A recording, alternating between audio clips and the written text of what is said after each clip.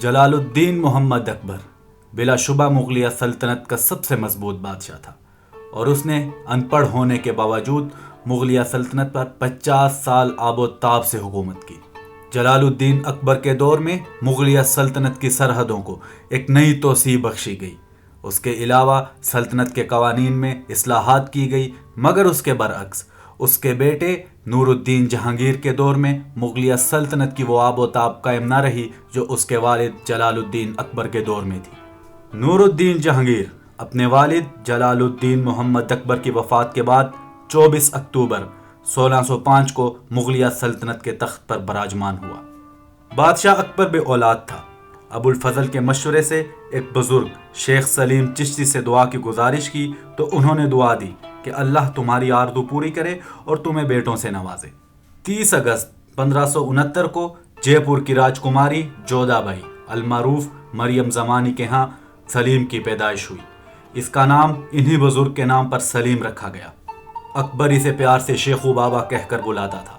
اکبر نے خوشی میں خزانوں کے منہ کھول دیے، قیدی رہا کیے اور خواجہ معین الدین چشتی کے مزار پر پیدل حاضری دے کر اپنی منت پوری کی۔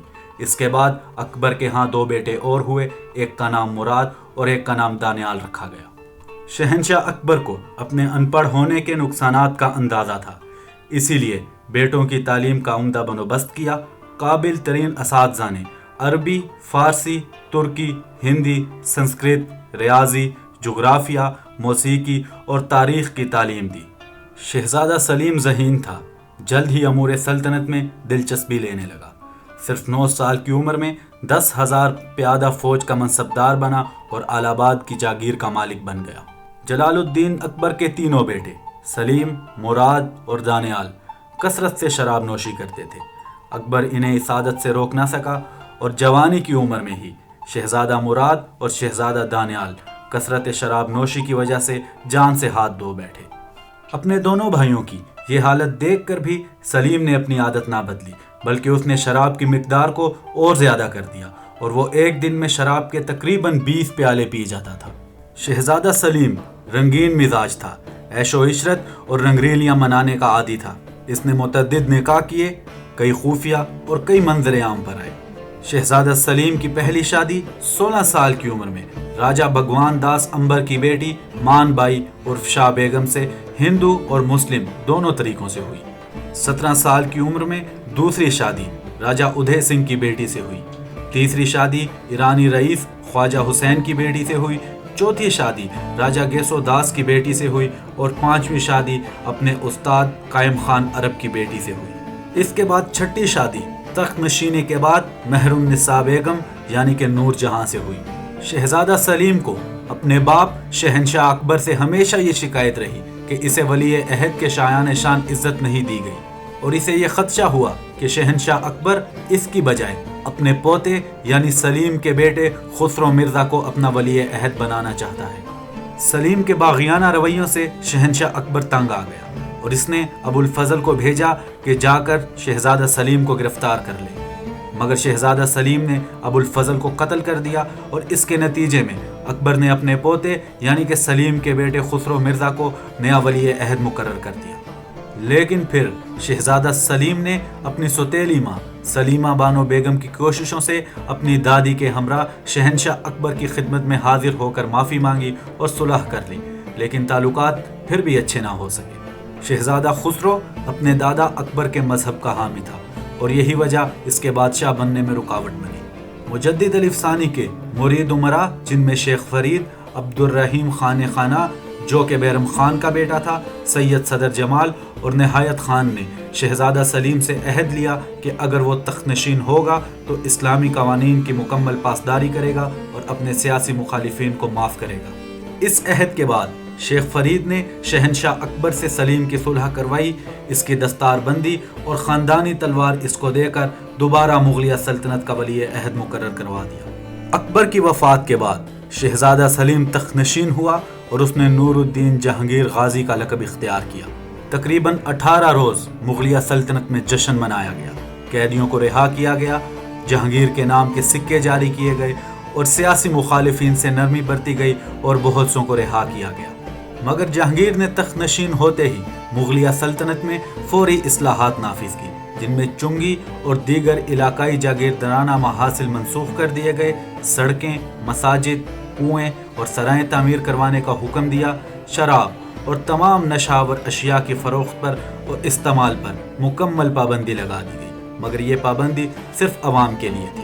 وراثت کے قوانین پر سختی سے عمل کرنے کا حکم جاری کیا گیا، سرکاری شفاخانے ہر شہر میں بنانے اور مفت علاج کا حکم جاری کیا گیا، جمعرات، ہفتہ اور اتوار کو جانوروں کے ذبح کرنے پر پابندی لگا دی گئی، مجرموں کے ناک اور کان کاٹنے کی سزائیں منسوخ کر دی گئی۔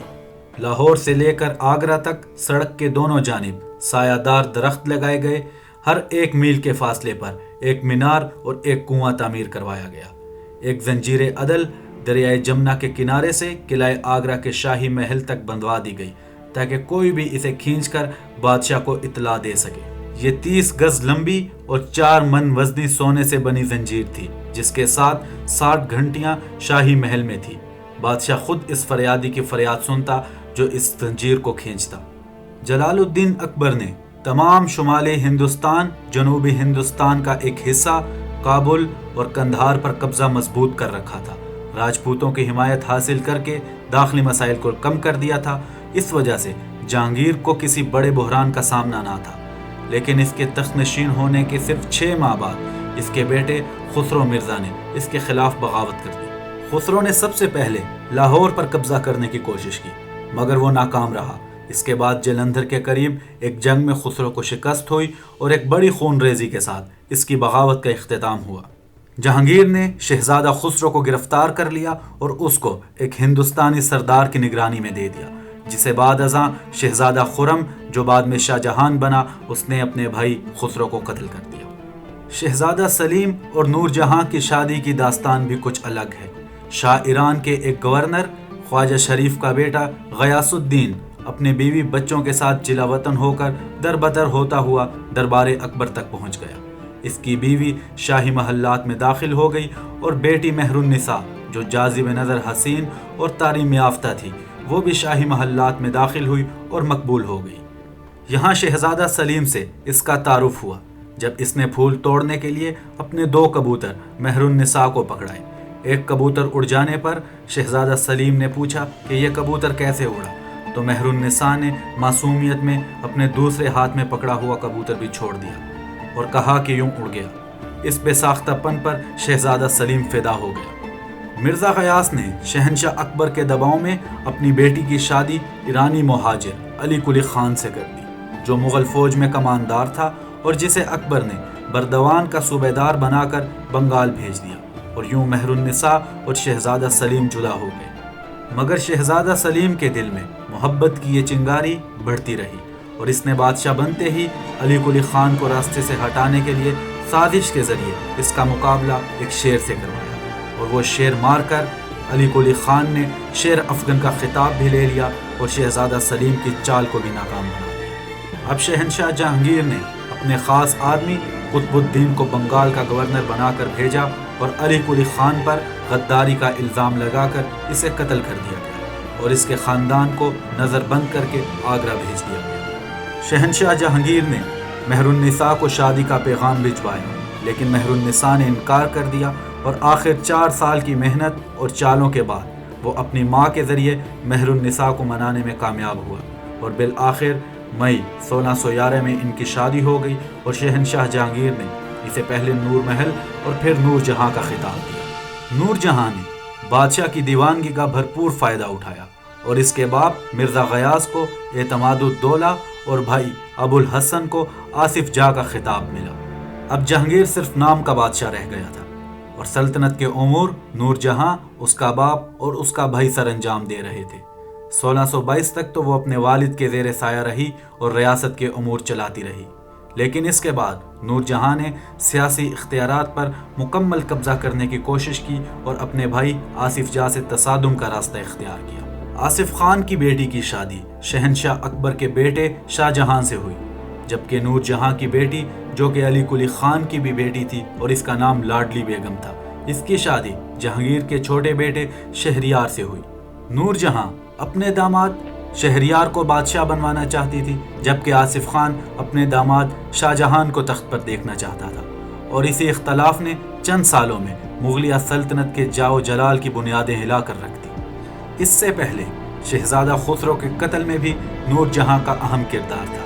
اسی طرح مہابت خان اور شہزادہ خرم کی بغاوتیں بھی نور جہاں کی سازشوں کا نتیجہ تھی۔ شاہی دربار میں خوف و ہراس پھیل گیا۔ جو شخص ذرا سا نمایاں ہو کر شہنشاہ کے سامنے درست حالات رکھنے کی کوشش کرتا، وہ نور جہاں کی سازش کا نشانہ بن جاتا، حتیٰ کہ مجدد الف ثانی بھی اس کے عناد سے نہ بچ سکے اور سلطنت مغلیہ تباہی کے کنارے پر پہنچ گئی۔ بادشاہ جہانگیر نے اب مکمل طور پر مغلیہ سلطنت کے امور میں دلچسپی لینا چھوڑ دی اور تمام تر اختیارات نور جہاں بیگم کے پاس آ گئے، اور اس طرح شاہی محل سازشوں کا گڑھ بن گیا، اور اکبر کے دور میں جو فتوحات کا دروازہ کھلا تھا اب وہ دوبارہ بند ہو گیا۔ جہانگیر کے دور کے آخری سالوں میں نور جہاں نے شاہ جہان کو حکم جاری کیا کہ وہ قندھار چلا جائے۔ شاہ جہان صورتحال سے آگاہ تھا کہ اسے دارالحکومت سے دور بھیجنے کا مقصد تخت پر قبضہ کرنا ہے، اس لیے اس نے قندھار جانے سے انکار کر دیا۔ 1623 میں شاہ جہان اور شاہی فوج میں تصادم ہوا، اور اس میں شاہ جہان کا حامی راجپوت راجہ بکرم اجیت مارا گیا۔ شاہ جہان کو دکن فرار ہونا پڑا، اور اس نے بہت ہی مشکل سے دوبارہ فوج اکٹھی کی اور بنگال اور بہار پر قبضہ کر لیا۔ اودھ پور اور آل آباد پر قبضہ کرنے کی کوشش کے دوران شاہ جہان کو شکست ہوئی۔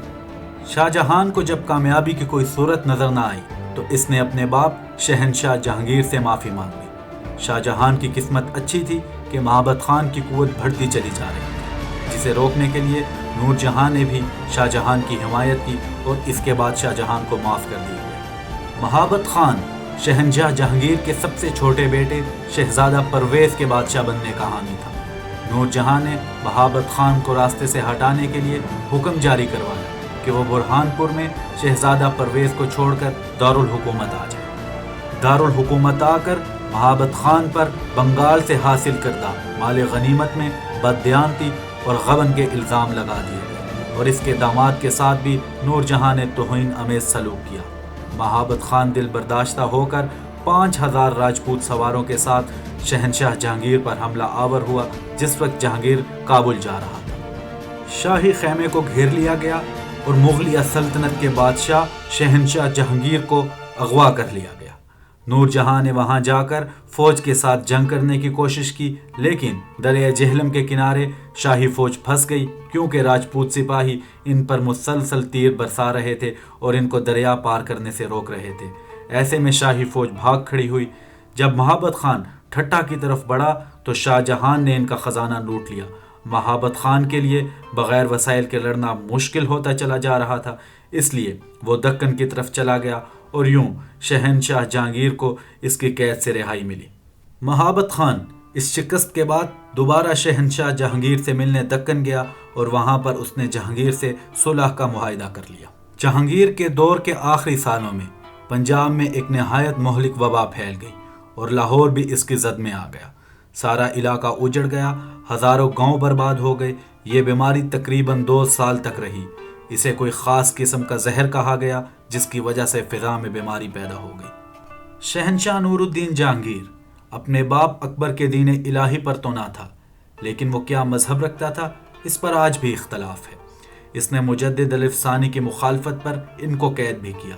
میاں میر جو لاہور کے صوفی بزرگ تھے، ان کی عقیدت اور ان کے علم و فضل کی وجہ سے شہنشاہ جہانگیر ان سے ملاقات کرنے کا خواہش مند بھی تھا، اور عمر کے آخری وقت میں خود لاہور نہ جا سکنے کی وجہ سے اس نے میاں میر کو اپنے حکومت میں آگرہ تشریف لانے کی دعوت دی۔ مارچ 1628 میں گرتی ہوئی صحت کے پیش نظر طبیبوں نے شہنشاہ جہانگیر کو صحت افزا مقام کشمیر جانے کا مشورہ دیا۔ وہاں بادشاہ کے دمہ کی بیماری شدید ہو گئی، کمزوری اس قدر ہو گئی کہ اٹھا کر پالکی میں بٹھایا جاتا، انگوروں کی شراب کے چند قطروں کے سوا کچھ بھی کھا پی نہ سکتا تھا۔ اس سب سے مایوس ہو کر جہانگیر نے واپس آگرہ جانے کا فیصلہ کیا۔ راجواری کے مقام پر صحت شدید خراب ہو گئی۔ کئی روز تک موت اور زندگی کی کشمکش میں رہنے کے بعد بالآخر 28 اکتوبر 1628 کو شہنشاہ جہانگیر کی وفات ہو گئی، اور شہنشاہ جہانگیر کو اس کی خواہش کے مطابق دریائے راوی کے کنارے نور جہاں کے باغ میں دفن کیا گیا۔ ملکہ نور جہاں شہنشاہ جہانگیر کی وفات کے بعد 18 برس تک شاہی قلعہ لاہور میں قیام پذیر رہی اور شاہ جہان کی طرف سے سالانہ 2 لاکھ روپیہ اس کا وظیفہ مقرر کیا گیا۔ نور الدین جہانگیر کے دور میں مغلیہ سلطنت میں کوئی نئی وسعت نہ لائی گئی، نہ ہی کوئی نئی فتوحات ہوئی، بلکہ آپسی خانہ جنگی اور محلاتی سازشوں نے مغلیہ سلطنت کو مزید کمزور کر دیا۔ انشاءاللہ ایسی ہی معلوماتی ویڈیو کے ساتھ آپ سے دوبارہ ملاقات ہوگی۔ تب تک کے لیے اپنا خیال رکھیے۔ اللہ حافظ۔